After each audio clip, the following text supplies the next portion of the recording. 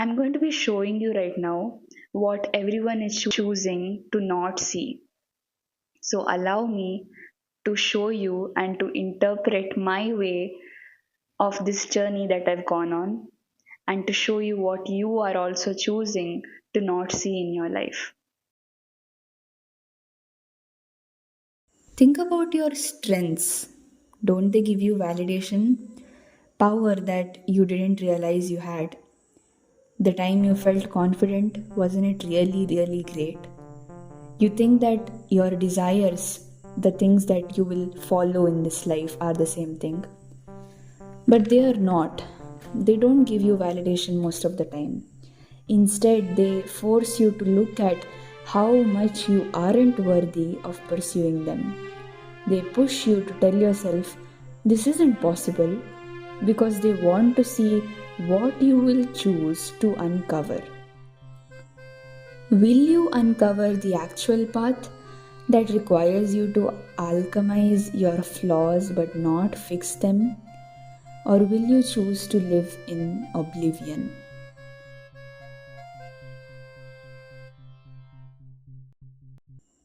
Believe it or not, the flaws that I talked about, they aren't meant to be fixed because the fact that you are weak is just saying how strong you actually are, because your weaknesses are God's gift as well. They are why you are already strong. You are already strong, and your weaknesses just want to confirm to you that you indeed are yourself in all your holy glory.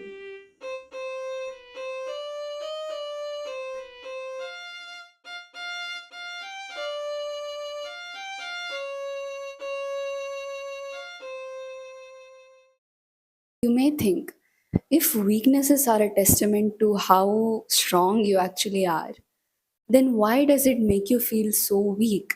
Why does it just validate yourself that you're not worthy of pursuing your desires? It's because weaknesses are from pain, okay? They always have a background of what you should feel. So, weaknesses provide pain to us, whereas strengths provide us power. But at the same time, like someone said, two truths can exist. And in this moment, if you're feeling weak, then in another moment, you're going to feel strong.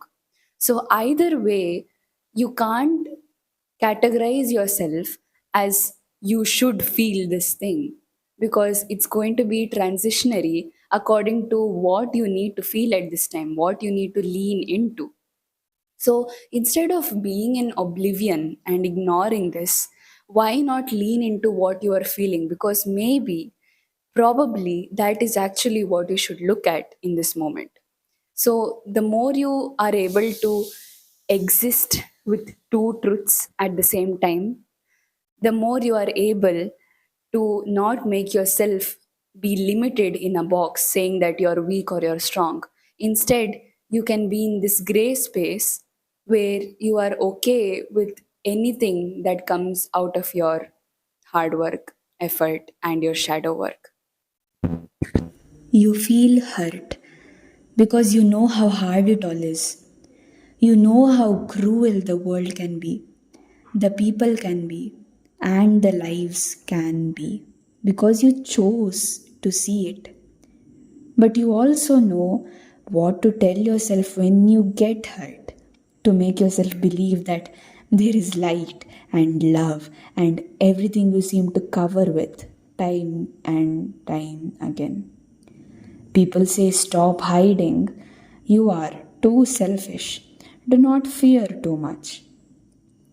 Stop this shit. Hibernate, hide, disappear, fear the world, love yourself. Because then you'll realize that though it might seem like you're digging up your own grave, you are looking at what most people don't. What hurt you? The opposite of feeling the world is living life from a mere blank slate.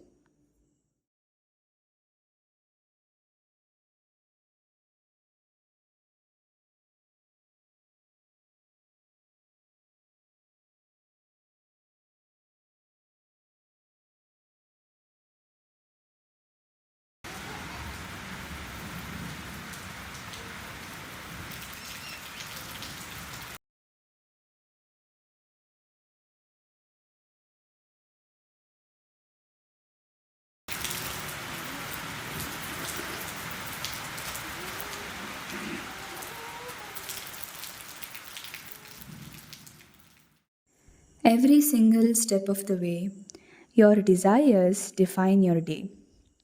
Even if you don't realize it, the subtle nudge to pick up a strange hobby, or the want to bring change in boredom, everything works for a reason. Even if you don't realize it, your every talent, ability, and desire is a part of your journey ahead. You might follow these gifts, in which case you might get called within to reflect, think, and see where you are headed. But at the end of the day, whether you like it or not, your pre written desires define your way.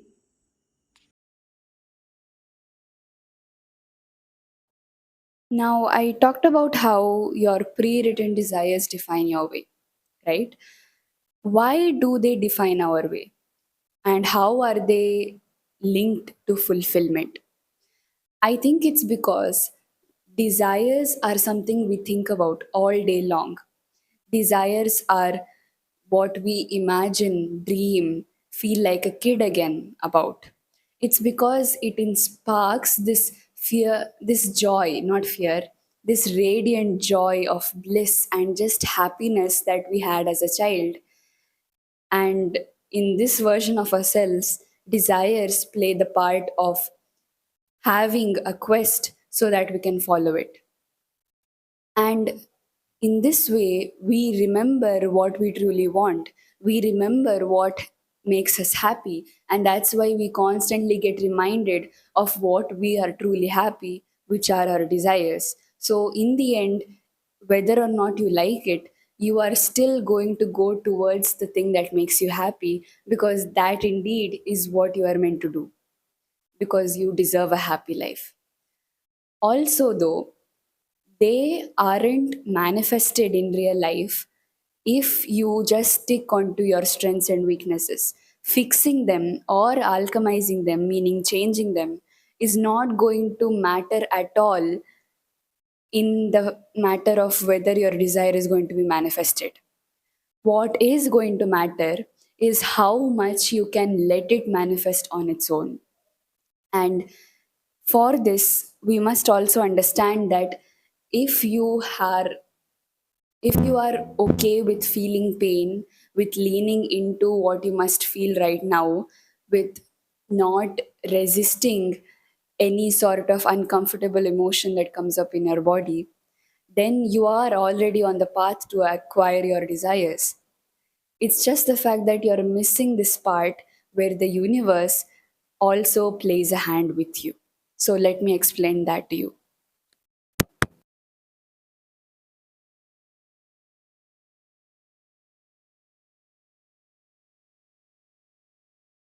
What I'm about to explain to you is the concept that one follows if one wants to choose this path. It is a path that requires you and the universe. The concept of co creation helps to understand how the universe helps you and has always helped you. See, strengths and weaknesses in a person are definitive. That is why we always get fixated upon them by either criticizing them or ignoring them completely. But the co creation process isn't like this. It is subtle, quiet, and needs you to choose to see it consciously. You can't ignore it, nor can you criticize it. Whenever you find yourself defining your worth or trying to fix yourself, know that there is an underlying process that also would like your attention at the same time. Now, how do you give this process your attention? Through commitment. Commitment looks different for everyone. For most, it is to feel pain. For some, it may be to rise from it. Either way, you can't fix or strategize your way through commitment. It is effortless, painful but potent, uncomfortable but fast, and it is the path that we all go on. The challenge is to not try to make it work. The more you understand yourself through commitment, the more the triggers of darkness and light will come meet you. Because now you see your full self.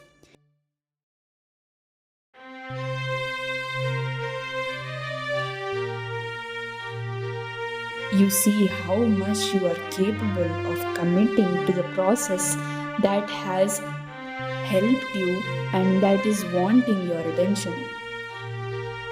But once you feel yourself like how you feel others, right? Your desires get manifested because now you see God's plan.